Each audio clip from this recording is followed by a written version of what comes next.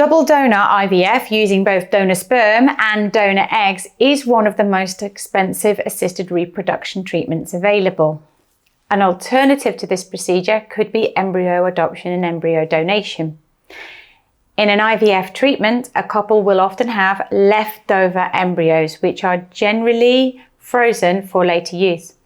If the couple decide that they do not wish to use these embryos at a later date, they may donate them to other couples who are having problems getting pregnant. When using adopted embryos, the only treatment needed by the recipient woman is the preparation of her metrium in order to prepare it to receive these embryos. One thing to bear in mind in the processes of embryo adoption and embryo donation is that the embryos themselves come from a couple who have been having problems with fertility. This may influence the chances of success of the treatment. However, the price of embryo adoption is much lower than double donor IVF, and also these embryos have to be of a certain quality in order to be used for embryo donation.